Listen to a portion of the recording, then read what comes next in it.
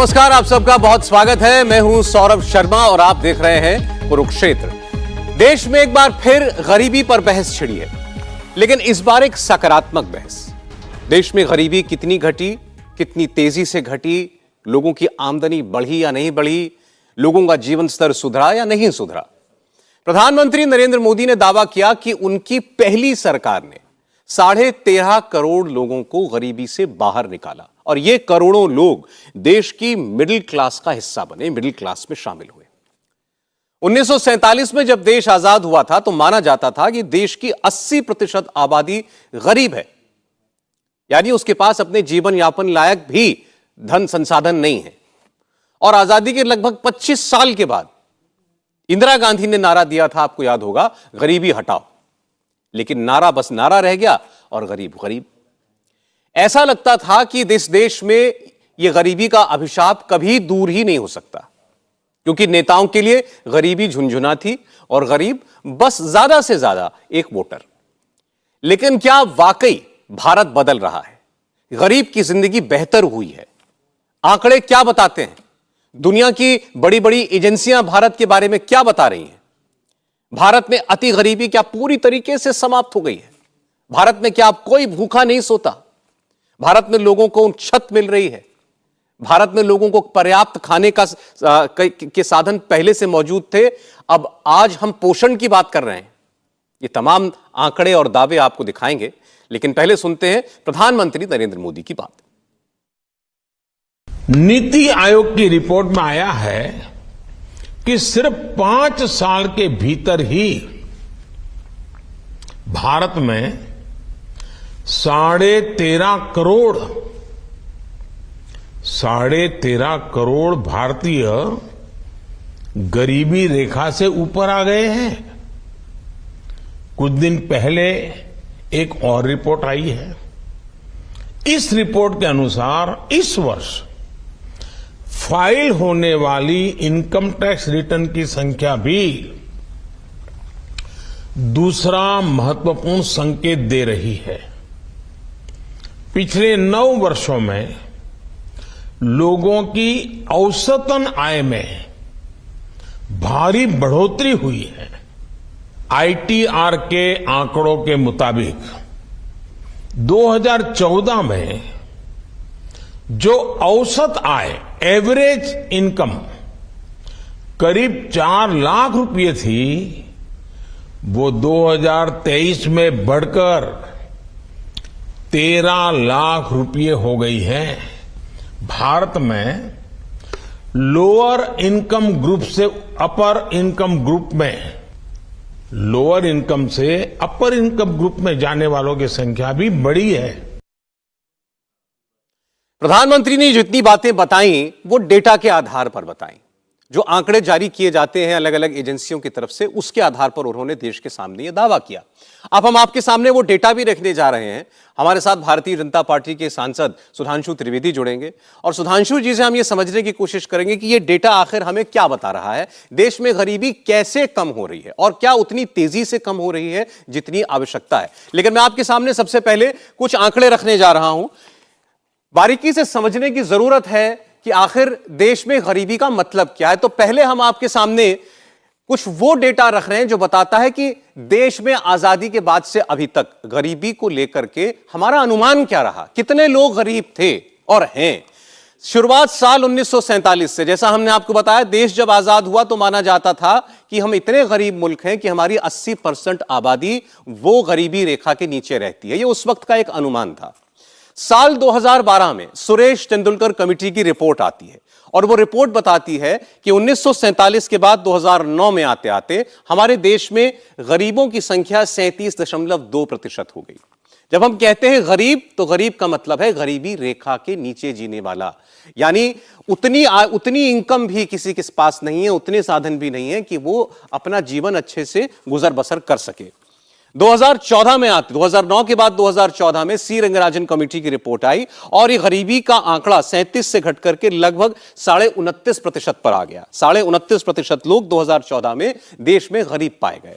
और 2021 में ये यूएन की रिपोर्ट कहती है कि देश में गरीबों की संख्या घटकर लगभग 16.5% हो चुकी है। यह 2021 का आंकड़ा है, यूएन का आंकड़ा है। जाहिर है इन सभी आंकड़ों के अंदर जो कमिटियां बनी या यूएन ने जो आंकड़े जारी किए, इनके पैमाने अलग अलग थे, इसलिए एक की सीधी तुलना दूसरे से शायद नहीं हो सकती टेक्निकली, लेकिन देश के पास डेटा यही उपलब्ध है। अब आइए आपको बताते हैं, प्रधानमंत्री जिस आंकड़े का दावा हवाला दे रहे थे, जब उन्होंने बताया कि 13.5 करोड़ लोग गरीबी के बाहर हुए हैं, तो वो किस आधार पर यह बात कह रहे थे? 9 साल में कैसे गरीबी कम हुई, यह हवाला प्रधानमंत्री ने दिया है एसबीआई की एक रिसर्च का। एसबीआई की रिसर्च ये बताती है कि पिछले 9 साल में देश की मिडिल क्लास में करोड़ों लोगों की एंट्री हुई है, और जो औसत इनकम थी एक मिडिल क्लास वर्ग की मानी जाती थी, वो 2014 में 4,40,000 रुपए होती थी। 2014 में औसत इनकम 4,40,000 थी देश में, और बढ़ते बढ़ते 2023 में ये 13 लाख रुपए के करीब पहुंच चुकी है। तो प्रधानमंत्री जो दावा कर रहे हैं कि देश के खासकर मध्यम वर्ग की इनकम में जबरदस्त इजाफा हुआ है, वो एसबीआई के इस रिसर्च के हवाले से प्रधानमंत्री ने दावा किया। उन्होंने यह भी कहा कि लोअर इनकम ग्रुप से हायर इनकम ग्रुप में जाने वाले लोगों की संख्या भी काफी बढ़ी है। अभी तक हमने आपको जो डेटा दिखाया, इस पर बात करते हैं। सुधांशु त्रिवेदी जी हमारे साथ जुड़ चुके हैं। सुधांशु जी, बहुत स्वागत है आपका। प्रधानमंत्री नरेंद्र मोदी ने दावा किया कि पहले टर्म में ही हमने 13.5 करोड़ लोगों को गरीबी से बाहर निकाला। जाहिर है इस पर विपक्ष सवाल पूछेगा और उसके बहुत सारे आरोप हैं, लेकिन हम आपसे पूछना चाहते हैं कि देश में कहा तो यह जाता है कि अब हमारे पास कोई पैरामीटर नहीं बचा जिससे हम यह बता सकें कि हमारे देश में कितने लोग गरीब हैं। कौन सा वो आंकड़ा है जिस पर हम भरोसा करेंगे? 13.5 करोड़ के आंकड़े पर प्रधानमंत्री ने बताया कि ये नीति आयोग की रिपोर्ट हमें बता रही है। यह काम कैसे किया है सरकार ने?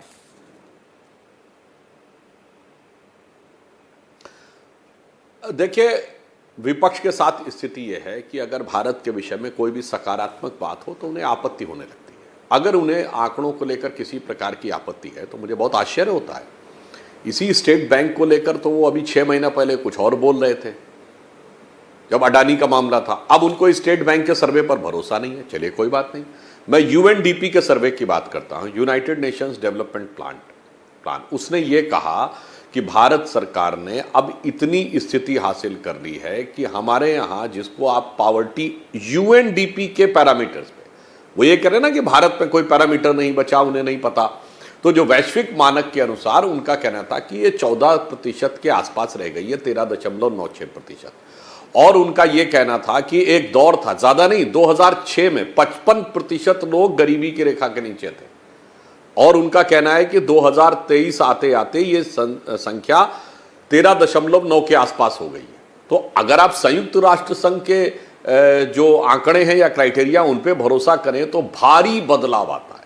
इवन उसने ये भी कहा कि पिछले 5 वर्षों में, यानी 2016 में जब हमारी सरकार आई है, उसके बाद बहुत तेजी के साथ बदलाव आया है। 2016-17 में से जब वो 25% से भी वो घटते घटते 13% के ऊपर आई। और दूसरा, मैं एक मोटी बात कहता हूं, देखिए सौरभ जी, कभी कभी क्या होता है कि इस ढंग के आंकड़ों में जो आम व्यक्ति है, जो आपका टीवी देख रहा है इस समय, जो लोग दर्शक इसको देख रहे हैं, उन्हें नहीं समझ में आता है कि ये किसके आंकड़े में भरोसा कर रहे हैं, ये क्या कह रहे हैं। विपक्ष उस आंकड़े को ही काउंटर करने लगता। पहली बात तो मैं कहना चाहूँगा, भारत सरकार के आंकड़े, नीति आयोग के आंकड़े, एसबीआई के आंकड़े ऑथेंटिक माने जाने चाहिए। फिर भी समस्या थी तो मैंने यूएनडीपी का आंकड़ा कोट कर दिया। राइटर्स की रिपोर्ट, अब भी मैं बाहर का कोट कर रहा हूं, राइटर्स विदेशी संस्था है, और उसने कहा है कि भारत में इतना बदलाव आया है कि अब जिसे आप कहते हैं कि वो एक्सट्रीम पॉवर्टी, या जिनको ज्यादा गरीब कहते हैं, वो 10% रह गए। ये तो मतलब 13.5% से भी नीचे लाके दे रहा है, वो 10% के ऊपर कह रहा। अब मैं एक और बात कहता हूं, व्यवहारिक जगत में देखिए, बहुत सिंपल सी बात है। अगर भारत में इस समय 90 करोड़ के लगभग इंटरनेट यूजर हुए, जो भारी संख्या में बढ़ोतरी हुई, तो भाई इंटरनेट कौन यूज कर रहा है? कम से कम मध्यम वर्ग का या निम्न मध्यम वर्ग तक आया होगा, वही तो करेगा ना। बहुत गरीब व्यक्ति तो नहीं कर रहा होगा। अब आप बताइए, यदि हमारे पास अभी का आंकड़ा आया है कि हमारे पास कितने स्मार्टफोन्स हो गए, 1 करोड़ 1 अरब के लगभग। अब अगर 1 अरब के लगभग हम फोन लोगों के पास रखने में सफल हुए, तो इसका मतलब 140 करोड़ की जनसंख्या में यदि 100 करोड़ लोगों के पास यह फोन है, तो इसका मतलब कि उनकी कुछ तो आय है, तभी तो उनके पास फोन है। तो इसी ढंग से कई ऐसे आंकड़े, मैं दूसरा उदाहरण देना चाहता हूं, जिसको महंगा फोन कहते हैं, स्मार्टफोन में महंगा फोन, जिसकी 30,000 से ऊपर, एक क्राइटेरिया माना गया, जिसकी 30,000 से ऊपर की क्षमता हो, उसे महंगा फोन कहेंगे।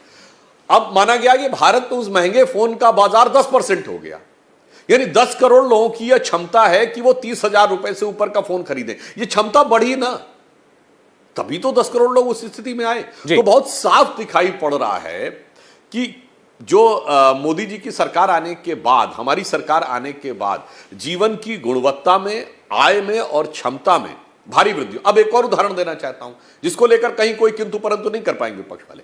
हमारे आने से पहले 70 एयरपोर्ट थे, आज 150 एयरपोर्ट है।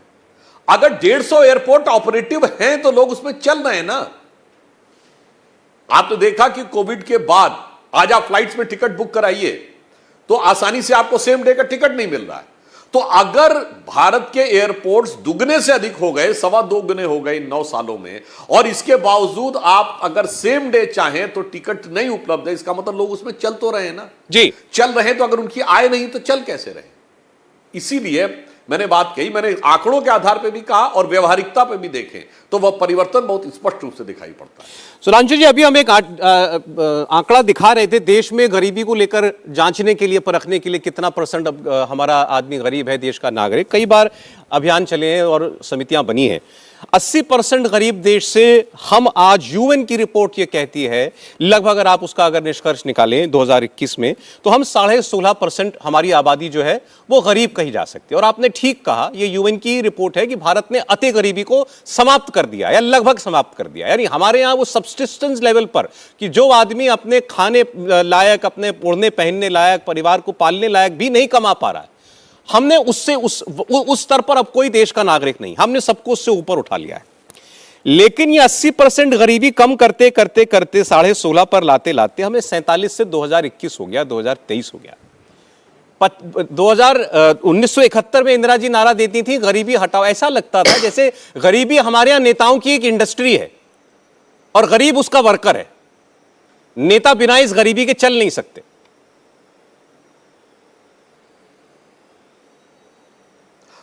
देखिए, जो आपने बात कही, किसी भी विषय को लेकर नेताओं की जो विश्वसनीयता है वो कहां से शुरू होती है। 1970-71 में इंदिरा जी ने नारा दिया गरीबी हटाओ, और याद करिए 2013 में जब यूपीए सरकार अपने अंतिम दौर में थी, 2013-14 में, तो वो खाद्य सुरक्षा बिल लाए।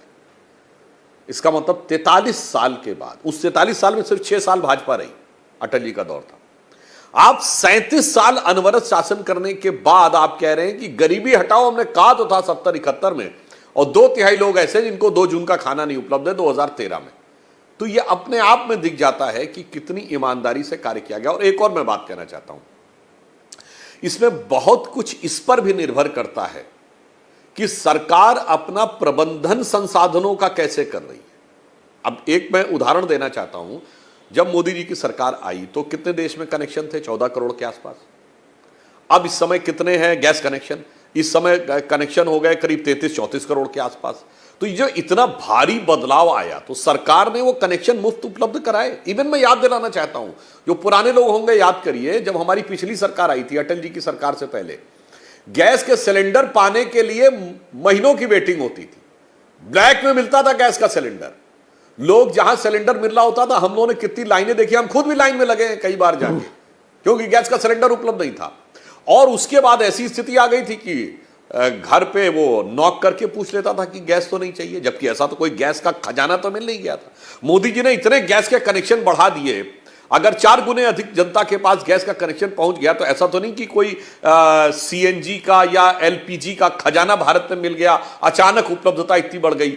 यह केवल सरकार के कुशल प्रबंधन से भी गरीब लोगों को उस जीवन की मूलभूत आवश्यकताओं को उपलब्ध कराया जा सकता है जिन चीजों के कारण व्यक्ति गरीबी से ऊपर उठता है। जैसे मैंने इसीलिए उदाहरण दिया कि अगर लकड़ी जलाकर महिलाएं काम करती थीं और उससे उनको अनेक प्रकार की बीमारियां वगैरह होती थीं, और उसकी जगह गैस उपलब्ध करा दी, तो ये एक बड़ा अंतर आता है गरीबी में। एक और उदाहरण देना चाहता हूं, सबसे बड़ा जो देखिए, कभी कभी क्या होता है, जिसे प्रत्यक्ष समाधान और जिसे कहेंगे कि एक ऑल इंक्लूसिव समाधान।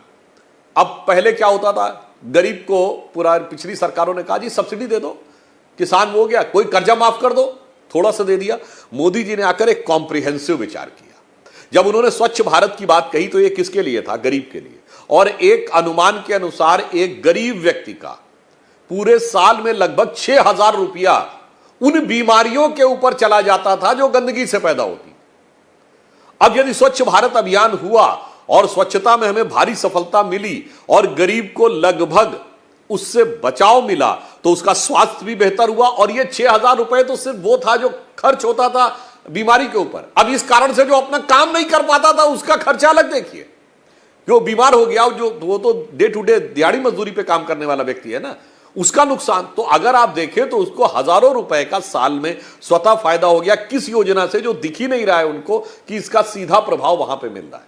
इसी प्रकार से अगर आप देखें तो हर गांव में बिजली पानी सड़क पहुंचती है, अगर हर घर में नल पहुंचा, हर घर में शौचालय पहुंचा। दूसरी आप बात देखिए, गरीबी के लिए बीमारी बहुत बड़ी चीज है। अब आयुष्मान भारत योजना में यदि आपने उनको कवर कर दिया तो खर्च जो पहले गंदगी से के कारण बीमारी और अब सीरियस बीमारी, दोनों को आपने कवर कर दिया। इसके साथ साथ आपने एक और भी काम किया कि वो उसका उन सारी चीजों से जो आय कर सकता था वो भी। एक छोटा सा उदाहरण देना चाहता हूं। आयुष्मान भारत योजना में महिलाओं का जो ब्रेस्ट कैंसर और सर्विक्स कैंसर था, इसकी जांच ही नहीं करवाई जाती थी, क्योंकि एक ऐसी चीज मानी जाती थी कि एक मन में एक शंका या संकोच या शर्म का भाव रहता था। गरीब को यह भी लगता था कैंसर की जांच कराएंगे, इतने हजार रुपए बेकार हो जाएंगे, जाने दो। अब पता चला कि आयुष्मान भारत में देश भर में 20 करोड़ महिलाओं ने टेस्टिंग कराई। टेस्टिंग, मैं इलाज की बात नहीं कर रहा हूं। अब टेस्टिंग करने से यह हो जाता है कि भविष्य में कोई अगर कोई ऐसी बीमारी आने वाली तो उसकी जानकारी तो मिल जाती है। इसलिए मैंने कहा ऐसे छोटे छोटे अनेक स्टेप हुए जो गरीबी में आकंठ डूबे लोगों को क्रमशः वहां से निकालने में सफलता हासिल की। तो इसके लिए मोदी जी की सरकार ने एक कॉम्प्रिहेंसिव प्लान किया है, मतलब एक समेकित योजना पे काम किया है। केवल ये सीधा नहीं कि सीधे पैसा हाथ में दे। जितने अभी आपने आंकड़े दिए, इस सब के ऊपर विपक्ष जो है आप ही के आंकड़ों में से आप ही का दावा आप ही पर पलटकर वार करता है। आपने कहा कि आजादी के 50-60 साल के बाद भी हमें फूड सिक्योरिटी एक्ट लाना पड़ा, खाद्य सुरक्षा अधिनियम लाना पड़ा, यानी हमने माना कि हमारे देश में अभी लोगों को पर्याप्त खाने के लिए अन्न मिल जाए, इसकी व्यवस्था सरकार को करनी पड़ रही है। तो उन्होंने कहा 80 करोड़ लोगों को आपने राशन पहुंचाया कोविड काल में, यह किस बात का प्रमाण है? देखिए सौरभ जी, जो विपक्ष के लोग 80 करोड़ लोगों का राशन कोविड काल में पहुंचाने की बात करते हैं, मुझे लगता है जो लोग इस बुद्धि से सोचते हैं उसी वजह से वो लोग जब सत्ता में रहे तो भारत अपनी वास्तविक शक्ति नहीं प्राप्त कर पाए। वो 80 करोड़ लोगों को राशन क्यों पहुंचाया गया? अगर 80 करोड़ लोगों को राशन की बजाय सीधे पैसा पहुंचाया जाता तो ये बताइए कोविड काल में सप्लाई लाइन्स ऑन थी क्या? ये बताइए मोहल्ले में या कॉलोनी में जो आपकी राशन की दुकान थी उसमें कितने लोगों का राशन था? और लोग इसके अलावा ज्यादा राशन खरीद के रख भी रहे थे। अच्छा चलिए, वो जो आपके मोहल्ले में दुकान थी, वो जहां से सप्लाई पा रहा था, गोडाउन में कितना राशन अवेलेबल था? तो भाई पैसा दे देते तो उपलब्धता ही नहीं थी। बड़ी भीषण समस्या में आते, क्योंकि कोविड का वो दौर वो था कि पैसा महत्वपूर्ण नहीं था, दवा, राशन, वैक्सीन, इसकी डिलीवरी महत्वपूर्ण थी। आपके पास पैसा था और उसके बावजूद आप इन चीजों की उपलब्धता सुनिश्चित नहीं करा सकते थे। इसलिए सीधे 80 करोड़ लोगों को अनाज उपलब्ध कराया गया। जो लोग ये कहते हैं कि पैसा उपलब्ध कराना चाहिए था, मेरे विचार से उनकी नासमझी या मैं कहूं मूर्खता की बात करते हैं।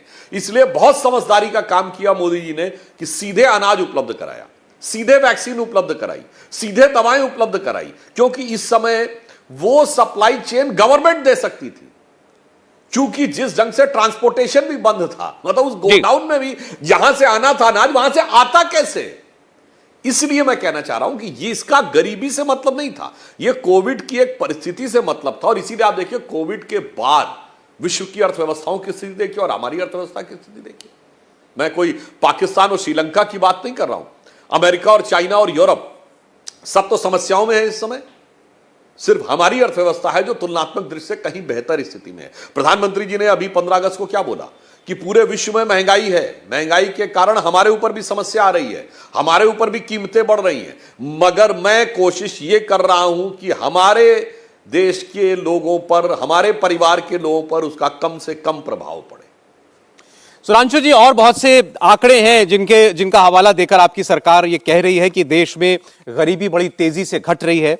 विपक्ष का दावा यह भी है कि इस सरकार में गरीबी घटने की रफ्तार मनमोहन सिंह की सरकार में जो काम हुआ उससे कम है। मतलब मनमोहन सिंह की सरकार ने और ज्यादा लोगों को और तेजी के साथ गरीबी से बाहर निकाला था, और यह दावा करते हुए वो भी कुछ आंकड़े पेश करते हैं। भारत ने क्या वाकई गरीबी देश से दूर करने की वो तेज रफ्तार हासिल कर ली है जिसकी हमें जरूरत है, और जो दुनिया की 5वीं बड़ी अर्थव्यवस्था है वो उसी तेजी के साथ गरीबों की दशा सुधारने के लिए भी आगे काम करती हुई हमें दिखाई दे रही है। सरकार के जो मुख्य दावे हैं, जो मुख्य बातें हैं, जिस प्रधानमंत्री ने भी जिसका जिक्र किया, वो एक बार हम आपके सामने रखना चाहते हैं और फिर सुधांशु जी से चर्चा हम आगे बढ़ाएंगे। सरकार का दावा यह है कि 13.5 करोड़ लोगों को नरेंद्र मोदी की पहली सरकार में, यानी 14 से 19 की सरकार में गरीबी से बाहर निकाला, मिडिल क्लास में डाला। दूसरा दावा है कि लोगों की औसत आमदनी उसमें कई गुना वृद्धि हुई है। तीसरा बड़ा दावा सरकार का यह है कि सरकार की जितनी योजनाएं चल रही हैं उससे लोगों का और खास तौर पर हमारे गरीब वर्ग का जीवन का स्तर वो सुधरा है। भले ही उसको प्रधानमंत्री आवास योजना के तहत घर दिया गया हो, उसके घर में शौचालय मिला हो, चाहे उसको उज्ज्वला योजना के तहत सिलेंडर दिया गया हो, स्वच्छ भारत अभियान के तहत सैनिटेशन की व्यवस्था की गई हो, आयुष्मान भारत के तहत उसको इलाज मिलता हो, तमाम तरीके की योजनाओं से उसका जीवन स्तर सुधरा, यह सरकार का दावा है। और यह बात कहीं हद तक इसकी पुष्टि वर्ल्ड एजेंसीज भी करती हैं। चौथा दावा कि भारत में जो अति गरीबी थी वो अब पूरी तरीके से समाप्त हो चुकी है। सुधांशु जी, लेकिन मैं आपसे जो दूसरा दावा विपक्ष करता है दूसरी ओर से, उनका कहना यह है कि कोई भी सरकार आएगी वो गरीबी मिटाने के लिए कदम उठाएगी, आपकी सरकार ने भी उठाए। अभी आपने यह बताया था कि आपकी सरकार कैसे एक होलिस्टिक तरीके से इस दिशा में काम कर रही है। उन्होंने कहा मनमोहन सिंह की सरकार ने आपसे ज्यादा तेजी के साथ गरीबी उन्मूलन किया। यूएन की एक स्टडी का एक हवाला दिया जाता है जिसमें बताया जाता है कि 37 करोड़ लोग जो हैं मल्टी डायमेंशनल पॉवर्टी के दायरे में जो आते थे वो बाहर निकले, और आपकी सरकार में आने के बाद 2021 तक ये 23 करोड़ इसकी रफ्तार रह गई, 23 करोड़ लोगों को और बाहर निकाला गया।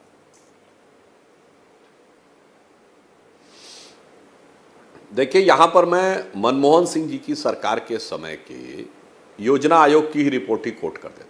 उन्होंने कहा कि ये वो दौर जब उनकी लगभग यूपीए 1 सरकार का दौर है, 2005 से लेके 2009-10 तक का दौर, जिसमें कि ग्रोथ बहुत तेजी के साथ आगे बढ़ रही थी, ये दावा किया था। उसमें कुल कितने जॉब सृजित हुए?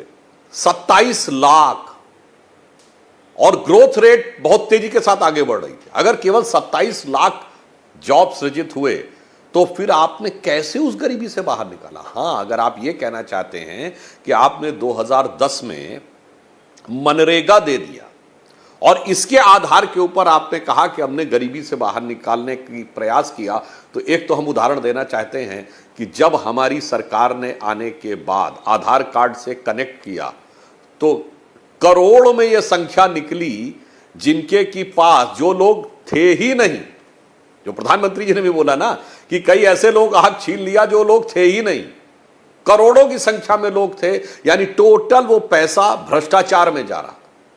इसलिए आधार से कनेक्ट किया, डायरेक्ट बेनिफिट ट्रांसफर किया, और इसके साथ उन चीजों को आप किसी कंस्ट्रक्शन से जोड़ नहीं सकते थे, तो कम से कम वहां पर तालाब खुदवाना या इस प्रकार की एक्टिविटी हुई तो वो भी कंस्ट्रक्शन हुआ। और दूसरा, मैं एक और बात भी कहना चाहता हूं, जो आप योजना दे रहे हैं, अगर आप ये कह रहे हैं कि मैंने सीधे इतना पैसा दे दिया, बस उस पैसे से क्या होगा? उस पैसे की वैल्यू कुछ साल के बाद और कम हो जाएगी, तब डिमांड होगा और पैसा बढ़ाया जाए, जो लोग मुफ्त की बात कहते हैं।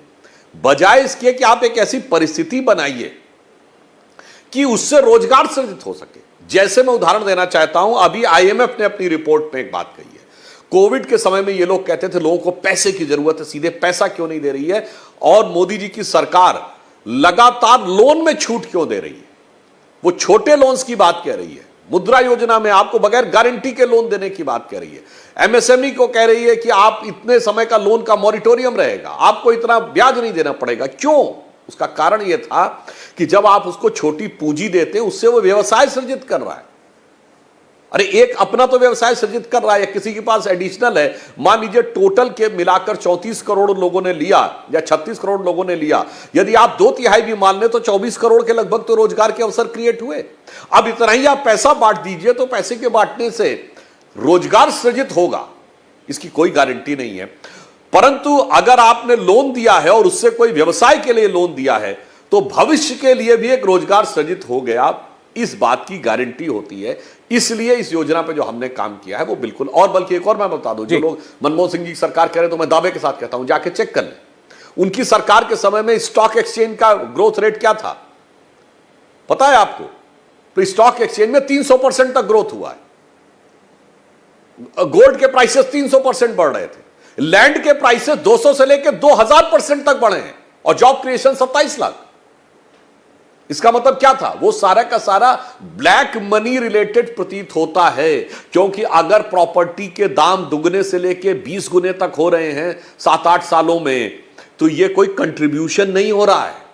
अगर आप कह रहे हैं कि गोल्ड के प्राइसेस 10-10 गुने हो रहे हैं, स्टॉक एक्सचेंज में इतना पैसा इंक्रीज हो रहा है केवल इक्विटी में, और मैन्युफैक्चरिंग नहीं बढ़ रही है जी, सर्विस सेक्टर नहीं बढ़ रहा है, केवल स्टॉक एक्सचेंज में पैसा बढ़ रहा था जो उस जमाने में। तो इस कारण से यह बात कही जा सकती है। इसलिए मैंने आईएमएफ और यूएनडीपी 2 रिपोर्ट कोट की है ताकि उस पे उनके पास किसी प्रकार के संदेह की गुंजाइश न रहे। अब ये जो काम सुधांशु जी आपकी सरकार ने किया, आपने बताया, मुझे याद है जब प्रधानमंत्री ने देश की बागडोर संभाली थी तो उनके जो पहला काम था उसमें था कि गरीबों के खाते खुलवाओ। उस वक्त बहुत लोगों ने कहा था कि खाता खुलवाने से क्या होगा, तो मैं जरा उसका एक आंकड़ा रख रहा हूं, फिर हम समझेंगे कि इस आंकड़े का मतलब क्या है और इसकी क्यों जरूरत थी। रखिए जरा, दिखाएं जरा, प्रधानमंत्री जनधन योजना। इस योजना के तहत 50 करोड़ खाते खोले गए गरीबों के, जो फॉर्मल इकोनॉमी का हिस्सा कभी थे ही नहीं, उनके भी बैंक अकाउंट खोले गए। आप देखिए कि इसमें 67% खाते वो ग्रामीण इलाकों में, गांव देहात में हैं। कुल 50 करोड़ के 56% खाते वो महिलाओं के नाम पर खुले हुए हैं। इन खातों की औसत राशि यानी एवरेज अगर आप बैंक बैलेंस एक अकाउंट का देखें तो वह 4076 रुपया, और कुल डिपॉजिट इन 50 करोड़ खातों के अंदर है 2.03 लाख करोड़ रुपए, 2 लाख करोड़ रुपए। और इनमें से 5.5 करोड़ खातों के अंदर सीधा डीबीटी का लाभ जाता है, यानी डायरेक्ट बेनिफिट ट्रांसफर के जरिए जिस किसी भी स्कीम का, कोई पेंशन है, कोई और चीज है जिसमें सीधा पैसा ट्रांसफर करना है, 5.5 करोड़ खातों के अंदर वो सीधा पैसा ट्रांसफर किया जाता है। ये जो अर्थव्यवस्था का औपचारीकरण हुआ या धन सृजन का फुटप्रिंट जो है वो बढ़ रहा है, फॉर्मलाइजेशन इकोनॉमी का बढ़ रहा है, सुधांशु त्रिवेदी जी, ये क्यों आवश्यक था और इसका गरीब की जिंदगी से क्या लेना देना था और वो कैसे बेहतर हुई? देखिए, मोदी जी की दूरदृष्टि कितनी थी, यह मैं आपको एक जानकारी थोड़ी सूचना के आधार पर दे रहा हूं। जब उन्होंने आके जनधन योजना की बात कही 15 अगस्त 2014 को, और जब कहा कि इतने खाते खोलने हैं, तो जो सरकारी मशीनरी थी वो भौचक रह गई, कैसे हो सकता है। जहां तक मेरी जो जानकारी थी उसमें फाइनेंस मिनिस्ट्री ने कहा कि अगर आप कह रहे हैं तो 31 मार्च 2015 तक 1.5 से 2 करोड़ खाते नहीं खोले जा सकते, इससे अधिक।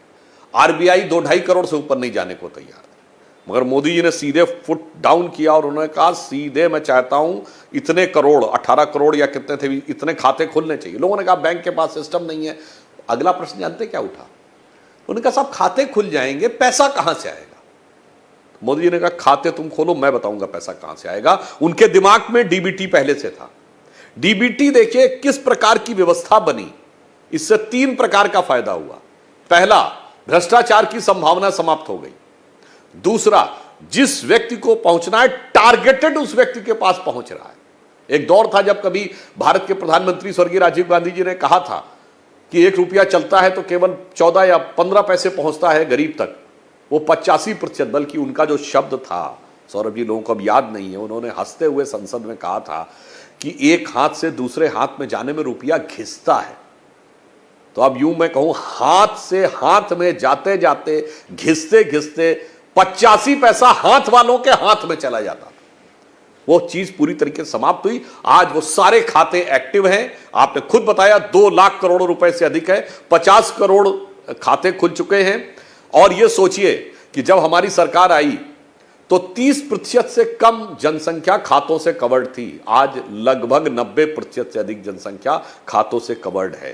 तो आप समझिए कि देश की इकोनॉमी में एक तो उसको सीधे धन मिल रहा है, पूरा का पूरा मिल रहा है, टारगेटेड मिल रहा है, और उसके हाथ में सीधी शक्ति, और वो देश की इकोनॉमी में सक्रियता के साथ जुड़ा हुआ दिख रहा है। और इसके साथ जनधन, आधार, मोबाइल और जेम के पोर्टल के द्वारा जो चीजें हुई, वो सब बातें अपनी जगह के ऊपर है। इसलिए ये जो योजना थी, फिर आप सोचिए इसी के साथ मुद्रा योजना आई, तो अब वो भी उसके साथ लिंक हुई। भाई आपके पास खाता है तो उस खाते में आप लोन ले सकते हैं, आपके पास खाता है तो डायरेक्ट बेनिफिट ट्रांसफर भी आ रहा है। उसी ढंग से जो स्टार्टअप योजना आई, उसके साथ भी वो आपके पास खाता तो होना चाहिए, तब तो आपके पास उसमें पैसा आएगा। तो मुझे लगता है गरीब का सशक्तिकरण की जितनी दूरदृष्टि मोदी जी ने 2014 में दिखाई थी, आज उसके सकारात्मक परिणाम हमें मिल रहे हैं, जो IMF से लेके UNDP तक रिकॉग्नाइज किया जा रहा है। अब जो ये दावा है कि हमारे देश में करोड़ों लोग जो हैं वो गरीबी से ऊपर उठ करके मिडिल क्लास के अंदर आए, इसमें जो SBI की रिसर्च आई है उसका हवाला दिया गया, और उसमें जो इनकम टैक्स की रिटर्न फाइल होते हैं उसका एक डेटा है, वो भी मैं एक बार जरा सामने रख देता हूं, फिर हम बात करते हैं। और इसमें खास तौर पर हम आपको बता रहे हैं यूपी और बिहार का डेटा, देश में जिन राज्यों को सबसे पिछड़ा माना जाता था। हालांकि अब उत्तर प्रदेश तो इतने सूचकांकों में इतनी लंबी छलांग लगा चुका है, आप समझिए प्रॉमिस्ड इन्वेस्टमेंट के मामले में उत्तर प्रदेश इस वक्त देश में टॉप पर है, नंबर 1 पर है। फिर भी क्योंकि आबादी के लिहाज से हमारा सबसे बड़ा प्रदेश है और बिहार गरीबी सूचकांक में बहुत पिछड़ा माना जाता है। तो आप देखिए जरा ITR रिटर्न्स 2013 और 2023, 10 साल का अंतर। यूपी में 1,65,000 ITR फाइल होती थी 2013 में, आज 2023 में ये 11,90,000 हो गई। बिहार के अंदर 2013 में 50,000 के करीब मात्र ITR फाइलिंग होती थी, जो आज बढ़कर 7,71,000 हुई है। इसके अलावा नॉर्थ ईस्ट में, छत्तीसगढ़ में, जम्मू कश्मीर में भी डबल डिजिट ग्रोथ जो है वो देखी गई है ITR फाइलिंग में। और इसके अलावा टैक्स बेस जो है हमारा वो लगातार बढ़ रहा है। इसके बहुत डिटेल्ड आंकड़े, हम एक आंकड़े की बात करेंगे तो ज्यादा हो जाएगा, इसलिए मैंने केवल आपके सामने उत्तर प्रदेश और बिहार की बात की। ये बात सही है सुधांशु जी, यूपी जैसा बड़ा राज्य और बिहार जैसा पिछड़ा राज्य जब तक ये रफ्तार नहीं पकड़ेंगे, पूरा भारत शायद उस तेजी से नहीं बढ़ सकता। लेकिन ये आंकड़े कुछ कहानी बता रहे हैं।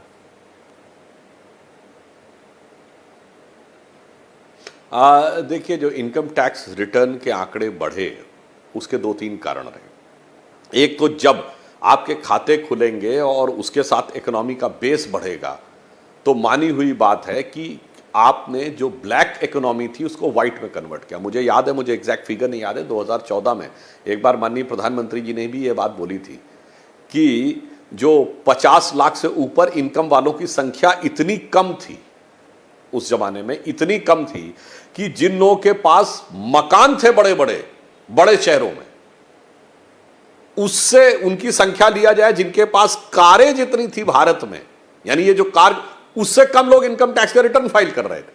जो बात किसी के नीचे, गले के नीचे नहीं उतर सकती कि जो कार ओन कर रहा वो इनकम टैक्स का रिटर्न फाइल नहीं कर रहा, इस ढंग की चीजें थी। दूसरा, लोगों के मन में यह भी विश्वास आता है कि अगर सरकार ईमानदार है, सिस्टम ट्रांसपेरेंट है, तो वो व्यवस्था का हिस्सा बनना चाहते हैं। मैं एक उदाहरण देना चाहता हूं। 2014 के चुनाव से पहले उस जमाने में 6 सिलेंडर सब्सिडी के मिलते थे। एक तो बात मैं और दर्शकों के सामने बहुत स्पष्ट कर दूं, एक बड़ा दुष्प्रचार किया जाता है कि 400 रुपए का सिलेंडर था। 400 रुपए का सिलेंडर नहीं था, 400 रुपए का सब्सिडी का सिलेंडर था। जैसे आज कोई कहे कि उज्ज्वला योजना में पहला सिलेंडर मुफ्त मिल रहा है, कोई कहे 0 रुपए का सिलेंडर था अब इतने, वो गलत है। सब्सिडी जो WTO के साथ करार किया था कांग्रेस सरकार ने 1 जनवरी 1995 को, उसके तहत पहले पेट्रोल के ऊपर खत्म हो गई थी सब्सिडी अक्टूबर 2010 में, और अक्टूबर 2014 में ये सब्सिडी खत्म हो गई।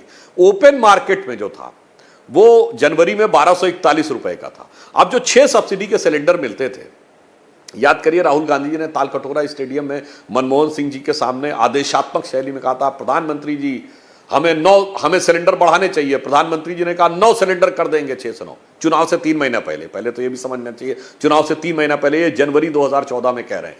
तो उन्होंने कहा नहीं हमें 12 चाहिए। तो आप ये समझिए कि वो कह रहे थे और चाहिए। इसके ठीक उलट सोचिए, जब मोदी जी आए उन्होंने कहा कि जो लोग सक्षम हैं, सामर्थ्यवान हैं, अगर हो सके तो सब्सिडी छोड़ दें। लोगों ने छोड़ दिया सब्सिडी। 1.5 करोड़ लोगों ने सब्सिडी छोड़ दी, और आप देखिए उससे वो इनिशियल पैसा मिला जो उज्ज्वला योजना की तरफ हम डाइवर्ट करने में सफल हुए। ये होती है एक सोच, और ये होती है अगर नेतृत्व के अंदर ईमानदारी और निष्ठा दिख रही है तो जनता का उस पर विश्वास। मेरे ख्याल से लाल बहादुर शास्त्री जी ने जब 65 के युद्ध के समय कहा था एक समय का खाना छोड़ दो, उसके बाद ये पहला मौका होगा जब किसी राजनेता ने कहा हो कुछ छोड़ दो और लोगों ने छोड़ दिया हो, वरना हमेशा नेता से लोग कहते और दो और दो, यहां पे उन्होंने कहा छोड़ दो तो भी छोड़ दिया। यानी ये जनता का एक विश्वास भी इसके साथ आ रहा था। तो अब जनता का कॉन्फिडेंस भी है कि इस सरकार में चीजें गति से हो रही हैं, बेहतर हो रही, स्पीड, स्केल और ट्रांसपेरेंसी तीनों है। यानी गति के साथ भी हो रही हैं, परिमाण में भी अधिक हो रही हैं, और पारदर्शिता के साथ भी हो रही है। गरीबी, और मैं एक और भी उदाहरण बता दूं, देखिए अगर किसी को कोई संदेह है, बोलिए एक उदाहरण, अब हम ऑटोमोबाइल में दुनिया के 3रे नंबर के देश बन गए। अब यह डाटा है कि 7.5 करोड़ परिवार ऐसे हैं जिनके पास ऑटोमोबाइल है, यानी कार है, ऑटोमोबाइल है। अब आप सोचिए अगर 7.5 करोड़ परिवार हैं तो औसत एक 5 माना जाता है, तो मतलब 40 करोड़ लोग ऐसे हैं जिनके पास कार या ऑटोमोबाइल की सुविधा उपलब्ध हुई है। तो यह संख्या बढ़ी है, तो अगर आय नहीं बढ़ी है तो लोगों ने स्कूटर, मोटरसाइकिल, कार खरीदना ऐसे ही शुरू कर दिया है क्या? मतलब ये सब वो आंकड़े जो विदेश से आए हैं और संख्या के आधार पर आए हैं कि भाई इतने मोबाइल बढ़े। अब जैसे हमने बताया मोबाइल हैंडसेट 1 अरब हो गए, तो 1 अरब लोगों के पास, मान लीजिए उसमें कुछ लोग ज्यादा रखते होंगे तो सब 98 या 99 करोड़ लोगों के पास तो होंगे, ज्यादा ज्यादा कुछ लाख लोग होंगे जिन्होंने 2-2, 3-3 मोबाइल रखे हुए होंगे। तो आप सोचिए 1 अरब लोग यदि मोबाइल रख रहे हैं तो इसका मतलब उनको आवश्यकता भी है और उनकी क्षमता भी बढ़ी।